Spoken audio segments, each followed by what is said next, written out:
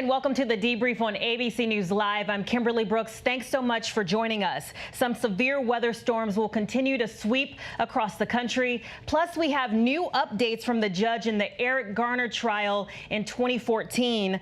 Plus, the U.S. women's soccer team is taking their equal pay fight to court. But first, here are your headlines.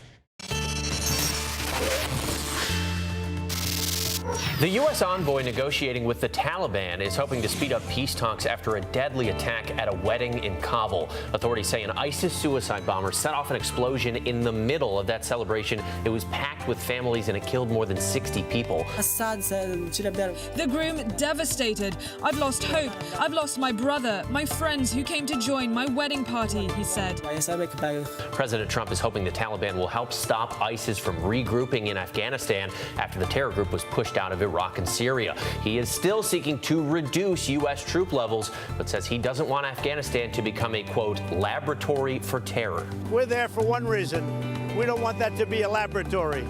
Okay? It can't be a laboratory for terror. Officials now say about 7,500 pounds of pot found hidden in a shipment of jalapeno peppers searched in San Diego. Iceland has now said goodbye to a glacier. Used to stretch 6 square miles, but has now been completely melted. The country's prime minister blaming climate change.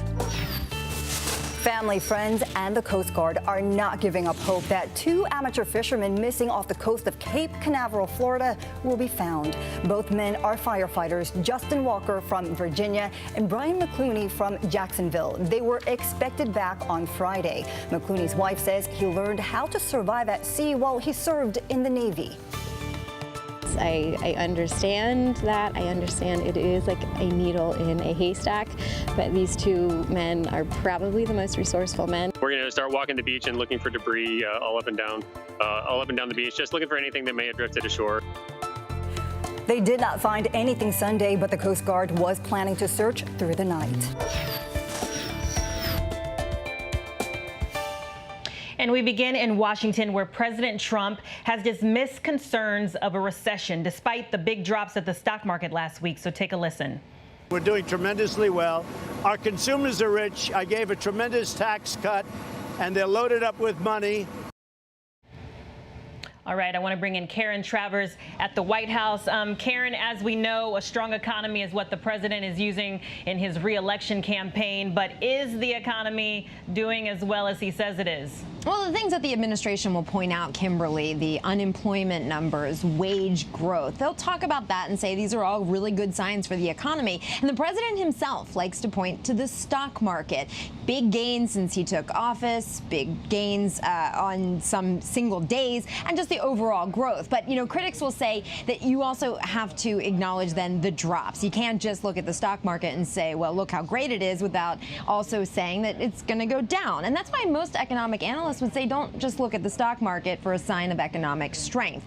But as you said, this is the centerpiece of the president's re-election message. His campaign would like him to only talk about the stock market, not any other controversies, not create any self-inflicted wounds or drama. The president last week in New Hampshire said that essentially his message is going to be, you have to vote for me, you have to re-elect me, or else your 401ks will go down the tubes and the whole economy with it. So look for the president to highlight the positives here, despite signs from investors and economic analysts that there could be some rough spots on the horizon. Yeah, and speaking of the economy, just want to hear what's going on with the ongoing trade war with China, because obviously that affects the economy pretty strongly. Right. I mean, it's ongoing. And yesterday, the president said that he could make a deal with China, that he could start that process right away and end it and have something on the table in order to calm investors, in order to calm all the uncertainty on Wall Street. But he says he's not going to do that, that he's willing to stick this out in order to make the right deal. Kimberly, the president said that China is very eager to make a deal right now because he says their economy is doing poorly. This is something we've heard from the administration for the last year, when there was pushback about the president's trade tactics and the tariffs and all of that tit for tat. The president and his team say that the U.S. economy is strong enough right now to handle any rough patches, blips that this trade war could bring about, while China is the one that's going to take a much stronger hit. Now you're starting to see that this global slowdown in unemployment growth and the concerns about a potential recession over the next year or two, in large part driven by this trade war. All right, and Karen, before we go, I must ask you about Greenland. Is this a priority or not? There's no for sale sign on that island. Officials in Greenland and Denmark say it's not for sale. The president was asked about this after reports last week that the president is interested in maybe making what he has called a big real estate deal. He said yesterday it was something that is strategically interesting to him, acknowledging it's been talked about, but we should say, Kimberly, he doesn't have the option right now. It is not for sale. All right, Karen Travers at the White House, thank you for the updates. Thanks. And guys, we move to some domestic terror threats. A man in Ohio, a white nationalist, arrested for making threats toward a local Jewish community center. And a man in Daytona, Florida, arrested for a series of text messages where he threatened to commit a mass shooting. Alex Perez is in Chicago with more details. Alex? Hey there, Kimberly. Authorities are crediting people who were on high alert and notified police right away with helping them to stop these two potential mass shootings. Of course, everyone on high alert since what happened in El Paso and in Dayton. Now, the first suspect, 20-year-old James Reardon from Ohio, authorities say it was a post that he made on social media, on Instagram, that helped them track him down. Authorities say that suspect allegedly intended to shoot and kill people at a Jewish community center in Ohio. Authorities raided his home. They say they found semi-automatic rifles and even bulletproof armor ready to go for this potential attack. But luckily, investigators say they were able to get to him before this attack was carried out. And then the second incident happening in Florida, Daytona Beach, authorities arresting 25-year-old Tristan Wicks. Authorities say he was actually sending text messages to his girlfriend saying he allegedly wanted to carry out the biggest mass shooting ever. Now, his girlfriend, according to investigators, sent those text messages to police, and they were able to track down that suspect and put him in custody. Authorities say because of that vigilance, because they were able to get to these suspects early on, thankfully they were able to prevent another mass shooting, possibly two mass shootings. But of course, at this point right now, the FBI and other federal officials are very concerned about copycat criminals. They're asking everyone to keep their eyes open, and they say report something if you believe something could be in the works, something could be happening. They say you can never be too vigilant in a situation like this, so they're hoping people are really paying attention. And again, very, very happy they were able to stop these two potential mass shootings and capture these suspects before anything happened. Kimberly? Thank you, Alex. Yes, scary situation for sure. And guys, we move overseas to Hong Kong, to that river of umbrellas in the streets on Sunday. You can see it there as hundreds of thousands of pro-democracy protesters marched in the heavy rain. A regular weekend activity now, but this time peaceful. And Ian Panel's on the ground in Hong Kong with the latest. Ian? Hey, Kimberly, we've seen extraordinary scenes here in Hong Kong as hundreds of thousands defied the torrential rain, threats from China and a police ban by marching on the streets. We saw young and old, rich and poor, umbrellas that have long been a symbol of protest here held high. Organisers say there were 1.7 million people on the streets. Now, if that's true, that's a quarter of the city's entire population. Even more remarkable than that, it was entirely peaceful. No repeat of the violence we've seen recently, and riot police who've attacked crowds before mostly stayed in their stations. Also, the Chinese, who released a rather ominous video over the weekend, never left their positions despite threats from Beijing. Now, the slogan that they've been using is "It's now or never." And that's because they've been here before. In 2014, there were large-scale protests, and it didn't really achieve what they set out to try and achieve. And so what I'm hearing now repeatedly is that they're not going to stop until their demands are met. Their demands are centered on justice, freedom, and democracy. Now, that gives Beijing a real dilemma, because if it backs down, it sets a dangerous precedent. And if it intervenes violently, then President Trump now saying it would be hard to do a trade deal. And if you look across the skyline of Hong Kong, you've got big companies like the Bank of America right next to the Chinese People's Liberation Army barracks. Now, this is one of the world's leading financial centers. And if those troops ever came out, it would be very hard to be business as usual, not just for China and America, but indeed the global economy. Kim? All right, thanks, Ian. We appreciate the updates. And guys, some more updates in the Eric Garner case. Remember, Eric Garner died in a chokehold 5 years ago at the hands of a white officer, Daniel Pantaleo. Eric's last words, "I can't breathe." Now, the New York Times has obtained the 46-page opinion of one of the judges in that trial in 2014. So I want to bring in Aaron Katursky with more details. Aaron, this is pretty interesting because the interesting thing is this judge was part of this officer being acquitted, but she also said he was untruthful and that he should be fired. That's right. The 46-page opinion is a fascinating read, Kimberly, and it finds that the departmental judge, a deputy commissioner in the police department, Daniel Pantaleo, was untruthful, gave answers that were self-serving, and she ultimately recommended that he be dismissed from the department. She said that he was guilty of using a banned chokehold, but not guilty of strangulation. In other words, Pantaleo used a maneuver to take Eric Garner down in the arrest for selling loose cigarettes on Staten Island that was prohibited by the department, but did not necessarily do so with intent to kill him. Ultimately, the departmental judge found, though, that that chokehold led to an asthma attack that did lead to his death, and so she concluded that he needed to be dismissed from the department, a decision ultimately up to the police commissioner. Yeah, it's a complicated case because as of now, again, no criminal charges, no federal charges against this officer. And the police commissioner is well aware, I'm told, of the significance of the decision. It has national implications. He understands that. But at the same time, he doesn't want to just be a substitute because the Staten Island district attorney declined to bring criminal charges and Attorney General Barr declined to bring federal civil rights charges as the Garner family had hoped. The police commissioner really tried to strike a balance. At heart, the police commissioner, James O'Neill, is a street cop, has been for all of his career. He's not a political guy, but the politics have become inevitable, especially since the mayor of the city on a national debate stage promised that there would be justice for the Garner family. Absolutely. And one of the things that I think is another question that people have in this case is why did it escalate in the first place? Of course, you know, this officer was acquitted of strangulation, but why did it even get to the point where he was on the ground and couldn't breathe? This was a real line that the trial judge tried to walk because this never should have happened. He was arrested for selling loose cigarettes on the street, and ultimately there was an open pack of cigarettes found. The trial judge said that Eric Garner did not cooperate with police for at least 5 minutes during that arrest.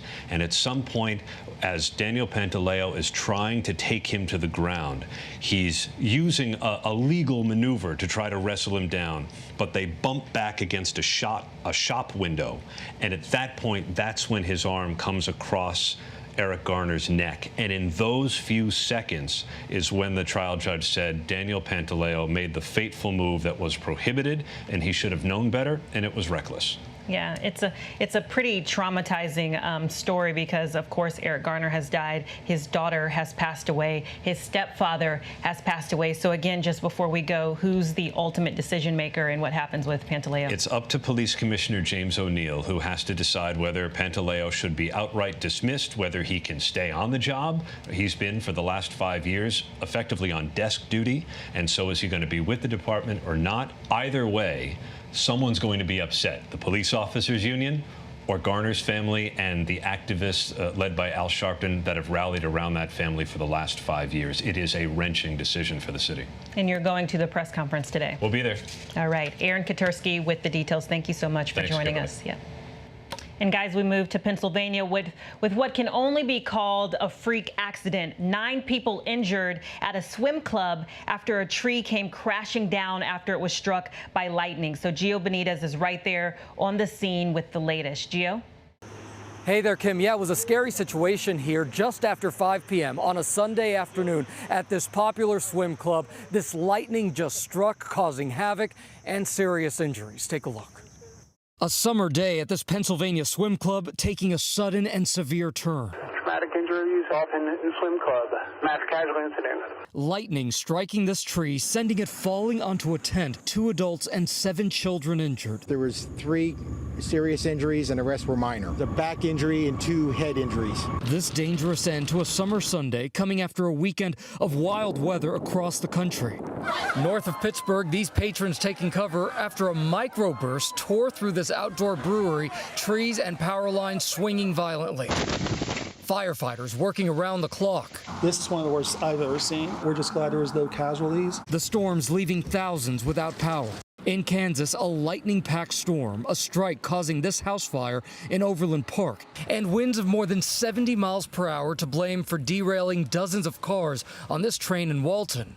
In South Carolina, this man nearly struck by lightning, speaking out this morning about his close call. All of a sudden, I hear this loud boom and crack.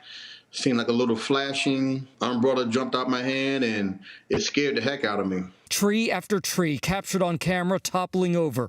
This one on a car and this one on a mobile home. One person seriously hurt. In Durham, heavy rains causing a 50-car pileup. All right, Gio, thank you. And yes, that was one of many damaging storms over the weekend. And with this hot and humid air, there's more to come. So Ginger Z has the latest. Ginger? Kimberly, thank you. Let's go ahead and start with a forecast that includes heat, and we're talking serious heat, anywhere from the plains to the northeast, and then, of course, severe storms. So I'd encourage you to get a warning system on your phone, if not a radar. Probably both best, because these storms are something you can track. When you're outside and you've got an event, this is what can happen. And it does take sunshine first. People will often say, oh, it was so sunny out and then this happened. Well, that's how you get the heat to make a storm. So just putting that out there, that this type of thing, the tree coming down, can happen in a 60-mile-per-hour wind. And we're going to see that again. We always show you these areas of severe concern. And the trees come into homes. They go onto people. At least 11 people injured on Sunday alone just from trees falling into tents and things. So I want you to watch. So today along the cold front, it's going to be plenty hot and humid to kick off storms anywhere from Philadelphia to New York City and Boston. That's from about 4 to 7 p.m. when you have to really be on the lookout. But watch for the storm that's going to move through tomorrow afternoon, well, through the day really, in Iowa and northern Illinois, down into St. Louis, Paducah, all the way back to North Platte. That's for Tuesday afternoon and evening, right? Damaging wind, a primary threat, could easily see that. Also lightning. It doesn't take severe to make lightning. It just takes a thunderstorm. Oklahoma City showing you that cloud to cloud, which can often mean a mature storm, but I see some cloud to ground behind it too. So you can't ever just say, oh, the storm is dying.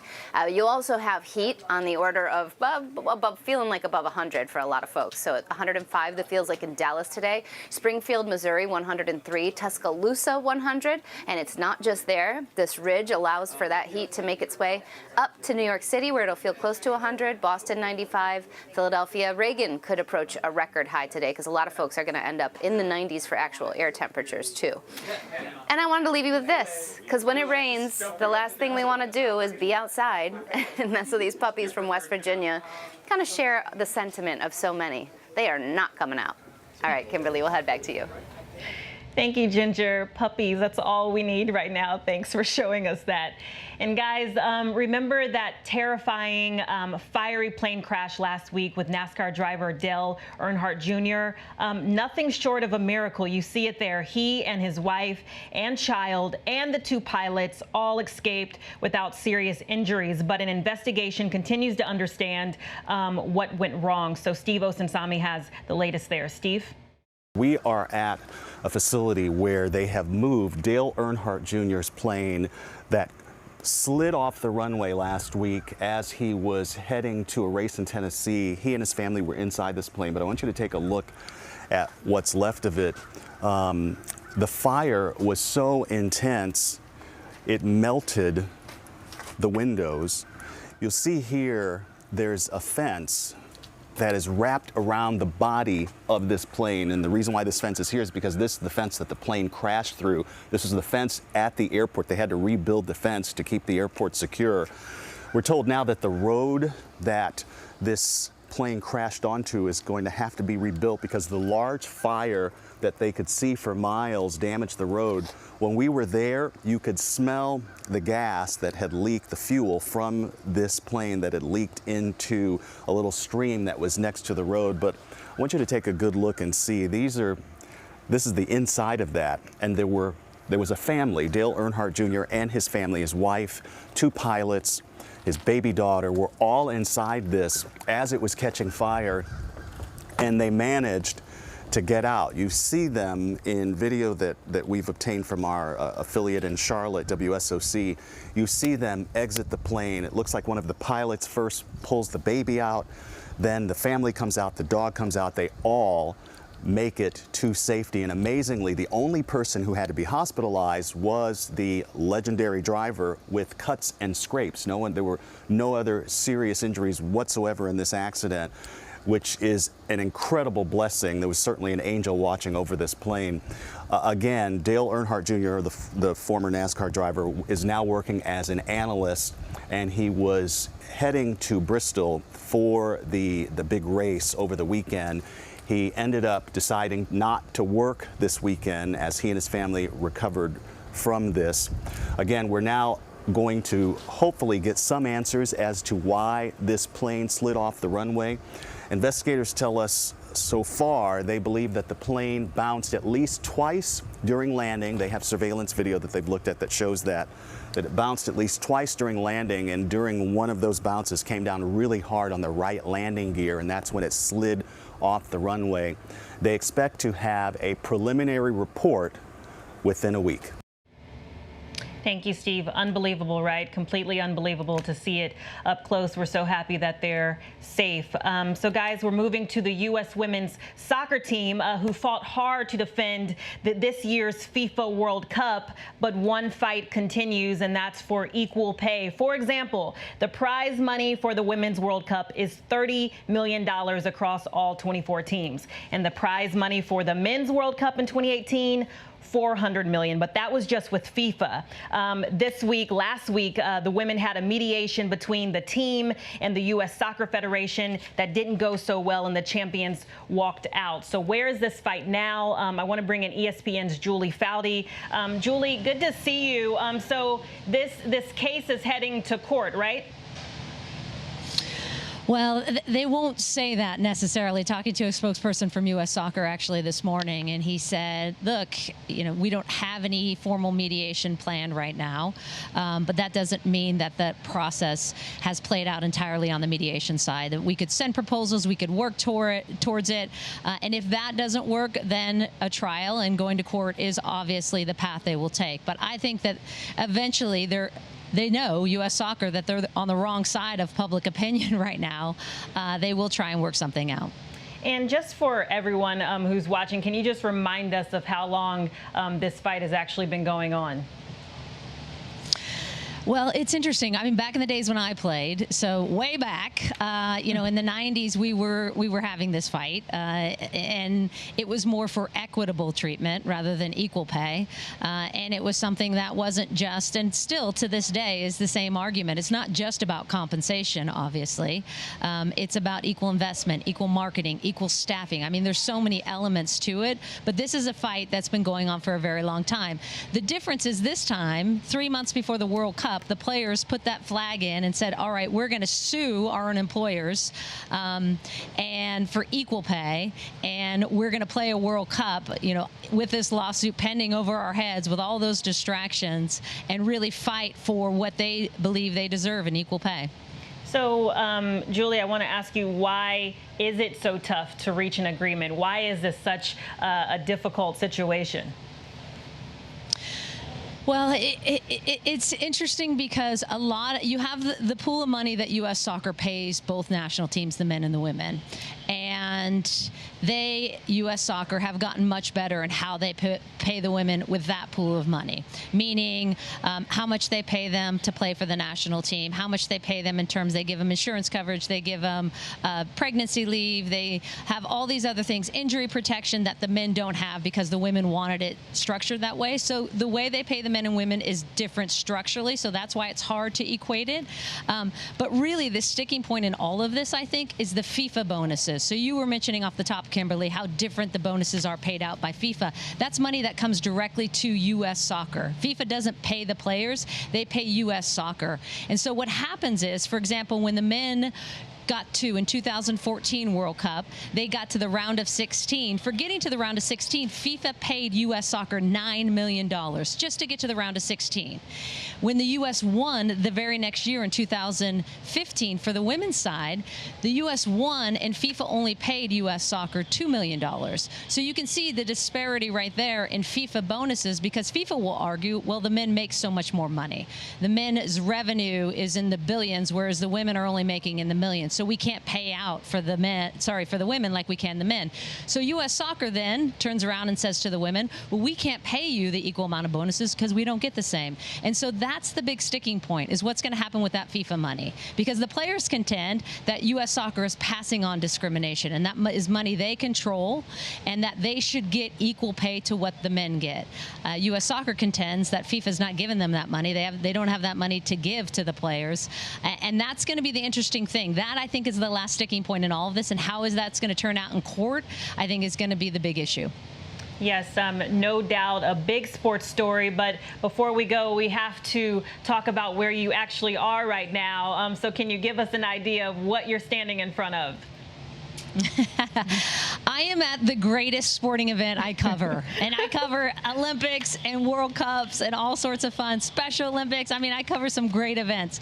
But the Little League World Series here in Williamsport, Pennsylvania is so much fun, because you have 10, 11, and 12-year-olds that are playing here to try and become Little League World Series champions. You have 8 international teams, 8 domestic teams from all over the United States. And there is a joy to this event. There's so much fun and energy and passion, and it takes you back to your days when you were playing. It's one of the best things I cover. So I'm here at Little League World Series. I'll be probably sliding down that hill today at some point, because that's what my job requires. A lot of eating of hot dogs, corn dogs, fried Oreos. It's the best gig. It's the best gig ever. I love it. Living your best life. ESPN's Julie Foudy, thank you so much for being with us. We appreciate it. And guys, if you didn't know, if you haven't seen this, there was one player from the Little League Series from Venezuela who already has everyone talking. So check out this kid's batting stance. You have to take a look at this, because it's absolutely hilarious. All the way down, he's basically sitting. That's hurting my knees just looking at it. And as expected, when the pitch was thrown, he fell down. But the team, his team, went on to win. So you have to check out his dance afterward, because this is hilarious. Do we have that clip of him dancing after the team won? We don't have the clip of him dancing after the team won. You'll have to look it up, but it was super hilarious. But we love this, and you got to love it. So we're going to be staying updated on how these teams fare out. So cute. So guys, continue to take care of yourselves. And if you're around, you can stick around for the briefing room at 3:30 p.m. And then you can check out World News Prime at 8 p.m. And if you want to stay updated on all of these headlines, you can go to abcnews.com or download the app. I'm Kimberly Brooks, and I'll see you tomorrow.